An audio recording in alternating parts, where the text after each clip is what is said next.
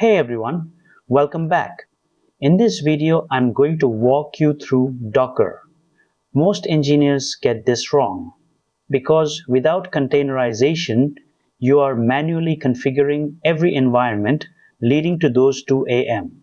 production crashes when a library version suddenly mismatches.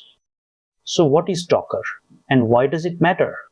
Let me show you how to master the industry standard for shipping software. Specifically, that includes understanding why we need containers, how the Docker engine works under the hood, and moving from a local script to a production-ready containerized application. These are the core topics we are going to cover in this video, so do not skip ahead, watch all the way through to actually understand this properly. Quick note, before we dive in, this channel shares practical IT tutorials every week. So if that is useful to you, hit subscribe and join our WhatsApp community linked in the description for more resources. Think about this. You write code on your laptop, everything works perfectly. You push it to the server and it crashes instantly. Why? Because the server has different system libraries, different environment variables, and different file paths. That is the classic. It works on my machine problem. Without containers, you are basically guessing that your production environment matches your development. 1. So what is Docker? Really? It is a platform that wraps your application into a standardized unit called a container. Think of it like a shipping container. On a cargo ship, the crane does not care if the box inside contains shoes or microchips. It just moves the box. Docker works the same way. It bundles your code, the runtime, the libraries, and the settings into one box. You move that box anywhere and it runs exactly the same. Before we start, let us make sure you are ready. You need a Linux environment or Windows with the subsystem for Linux enabled. You need administrative access because we are modifying system packages. If you want a deep dive on the installation steps specifically, we have a full guide on this channel. You will find the link in the description. Just ensure your terminal is ready and you have sudo access. Specifically, that includes a machine running Ubuntu 24.24 or 24.24 or Windows 10 or 11 with WSL2 enabled. You need sudo or administrative privileges to install Docker packages. A terminal window open. On Windows, press the Windows key, type cmd and press enter, and verify your internet connection for downloading the Docker engine. So how does this work internally? You have the Docker client, which is the command line tool you type into. That talks to the Docker daemon, which is the background process running on your server. When you run a command, the daemon checks if you have the image. If not, it pulls it from the registry. Then it creates a container, which is just an isolated process running on your host kernel. It is extremely efficient because it shares the kernel rather than booting a full virtual machine. The first step is to confirm Docker is ready.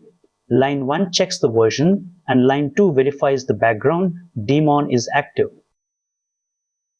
If you see active running in the output, you are good to go. This is what success looks like. You see the engine version on the first line, and the active running status indicates the service is healthy. If you do not see active, run the start command to enable it.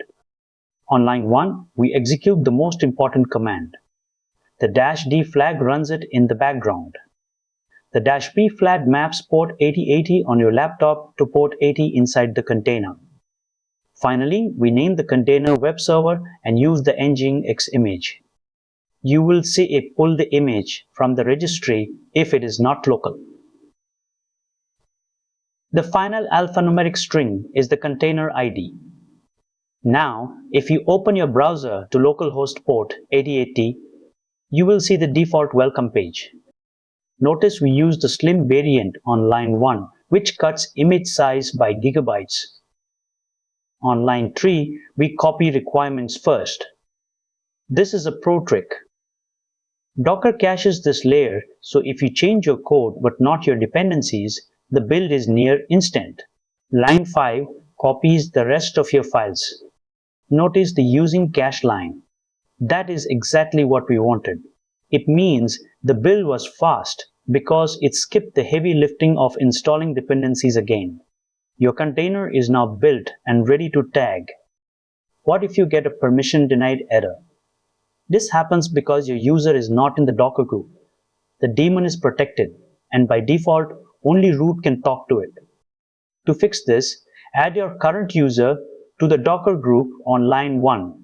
Then, use the new group command on line 2 to refresh your session permissions without needing a full logout.